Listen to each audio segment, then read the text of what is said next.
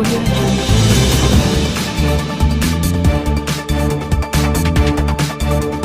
कि मेरा नाम बाबा योगी ओमनाथ है। ये नाथ नगरी बरेली मंडल में पड़ता है, मटकापुर गांव। ये शिव मंदिर है। यहाँ हमें 1 साल हुआ है आए। 1 साल से आपके द्वारा कल थाना भोता में प्रदीप कुमार देवल नाम के व्यक्ति पे एक मुकदमा पंजीकृत किया गया है। क्या मामला है ये? देखो, हम जब यहाँ नाथ नगरी बरेली आए थे, ऐसे ही भगत जुड़ के हमारे से भगत जुड़ने के बाद ये भी हमारे साथ जुड़ चुका। तो साधु का एक परंपरा है हमारे नाथ संप्रदाय की कि हमारी जो सेवा करने वाला है वो उससे हम किसी का बैकग्राउंड नहीं पूछते हैं। वो अच्छी सेवा करता था। तो बाबा जी यहाँ इसमें नाथ नगरी बरेली में आए थे एक शादी में। तो वो मेरे साथ वहाँ मुख्यमंत्री वगैरह लोगों से मिल लिया। तो सिक्योरिटी यहाँ सब जानते ही हैं मेरे को, गोरखपुर में भी, लखनऊ में भी, हर जगह जानते हैं। तो उसने फ़ोटो खिंचवा लिए। फ़ोटो खिंचवाने के बाद वो जो है उसको ब्लैकमेलिंग करने लग गया। मैंने कहा, मेरे पास रिपोर्ट आने लगी कि महाराज जी जो आपका साथ है वो जो है ना डीएम वगैरह से भी पैसे मांगता है, इसे हमारे कितने लोगों से पैसे उसने ले लिए, ऐसे करते रहे। उसकी कंप्लेंट आने लगी। हमारा फ़ोटो लगा लिया उसने। बाबा जी का जैसे नेता पेता यहाँ परंपरा है। तो मैंने उसको लताड़ दिया। मैंने कहा, खबरदार आइंदा अगर तू ऐसे किसी को ब्लैकमेल करेगा तो, और मेरे पास आने की ज़रूरत नहीं है। और मैंने उसका फ़ोन वोन सब ब्लॉक कर दिया। तो उसने मेरे साथ मेरे नाम से उन्होंने बगावत शुरू कर दी। कहीं टेलीफोन कर देता, मैं योगी जी ने ओमनाथ ने भेजा। अधिकारी मेरे को जानते ही हैं। तो वहाँ से मेरे को कंप्लेंट आनी शुरू होगी। तो इसने बगावत शुरू कर दी। तो जब इसकी बगावत जो मैंने बंद करी, इसको लताड़ा, और तो ये एक बहुत बड़ा ग्रुप निकला। ये क्या करते हैं, एक दिल्ली के अंदर बैठा है इसी का, एक इधर नैनीताल वगैरह इधर बैठा है। उसने मुझे गाड़ियाँ वाड़ियाँ भी दी। तो एक बारी मेरे पर रात को सर्दियों में हमला भी हुआ यहीं। तो मैंने 112 पर कॉल की, भूता थाने में भी रिपोर्ट करी भाई। पर वो एकदम भाग गए। गाड़ी गुड़ी में पहले तो 2-3 दिन पहले दी थी।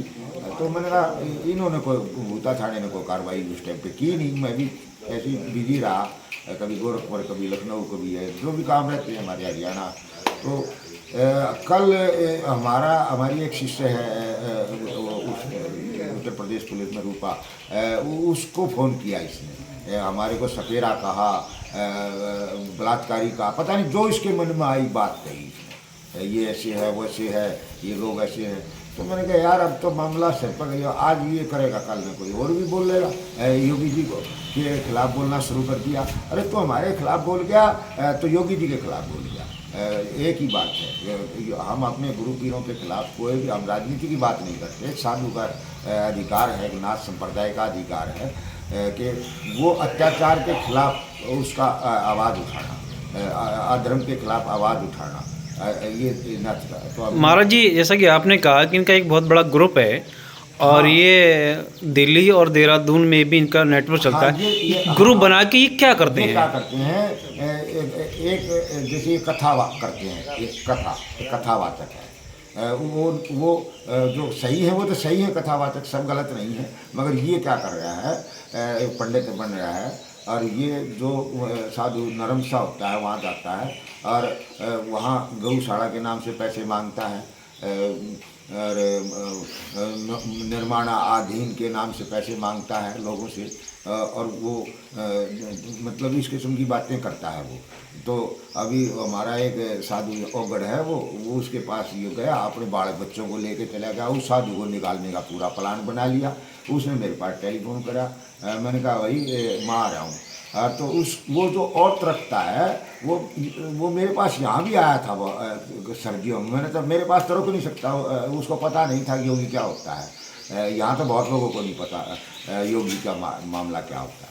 तो मैंने उसको लताड़ दिया। मैंने कहा, गेट आउट। हमारे पास नारी लेकर नहीं रुकती मेरे खिलाफ।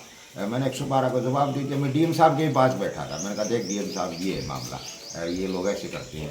ये भूमि माफिया अयोध्या में भी हैं, वृंदावन में भी हैं, ये हर जगह हैं। जो ये स्वामी लिखते हैं ना, ये जो कथा करते हैं, ये क्या करते हैं, पहले तो कथावाचक बनते हैं, फिर ये अधिकारियों से, नेताओं से, इन लोगों से मिल लेते हैं, मिलकर फिर ये अपने फिर वो बनते हैं मीडिएटर। उसमें परिवार से हैं, योगी हैं, नाथ संप्रदाय गोरखपुर का जो महंत है वो स्वयं गोरखनाथ जी होता है। ये मैं आपको बता दूँ, जो गोरखपुर जैसे हमारे बाल योगी बाबा बालकनाथ जी गिरनार में सिद्ध हुए, उत्तराखंड में ऋषि मुनि हुए, तो ये हमारी एक परंपरा है छोड़ी।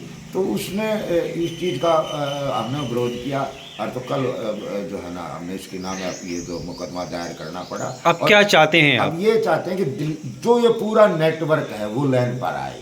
आज हमारे साथ हुआ है, हरियाणा में हुआ हमारे ऊपर हमला, हरियाणा में भी कार्रवाई नहीं हुई, वो खट्टर साहब जवाब देंगे। मैंने डीजीपी यादव तक कहा, मैंने कहा तुम ये क्या कर रहे हो। तो हमारे साधुओं को कई साधु मर गए उस टाइम पर। गुजरात से जब ये बवाल चला था, साधु मारने की परंपरा रही, एक तरीका बना रखा है। औरत को रखें, साधु बोलेगा तो औरत खड़ी है। जैसे इसने मेरे नाम 112 पर कॉल कर दी, मैं बोला, इसको पता नहीं था कि ये क्या मामला क्या है। ठीक, तो ये चैन से नहीं बैठूंगा। ये मेरे आपके टीवी के ये चैनल के माध्यम से योगी तक और मोदी तक बात जानी चाहिए कि ये इस ग्रुप को अगर नहीं तोड़ोगे और तो बहुत बड़ा विनाश जन्म ले लेगा। ये ऐसे लोग हैं, साधुओं की मड़ियों पर कब्जा करना, गाय के नाम से पैसे मांगना। दानवीर और धर्मवीर बहुत हैं, मगर ऐसे लोगों ने उस पैसे को अपने कब्जे में कर लेते हैं। अयोध्या में चले जाओ, किसी साधु का पेट नहीं भर सकते आप। मंदिर बहुत बड़े बड़े, मगर साधु भूखा रहेगा। क्योंकि वहाँ दानवीर बहुत है, पर उन दानवीरों को ये नहीं पता कि हम पैसा कहाँ दे रहे हैं। हम किसी दानवीर से डरते नहीं, ना हमारा नाथ संप्रदाय किसी से मांगता है। हमारे पास अपनी प्रॉपर्टियाँ बहुत हैं, धन गुरु महाराजा के पास बहुत है। अलग झोली पलक खजाना, भूख लगे तो मांग कर खाना, रिद्धि सिद्धि चरणों में लेटे तो माया है दासी। ठीक है। नाथ संप्रदाय आकाश लोग को वापस चली जाए, इतनी ताकत है योगी के अंदर। सूखे पेड़ हरे हो जाते हैं, योगी के बांझ पुत्र दे देती हैं, निर्धन माया दे देती है।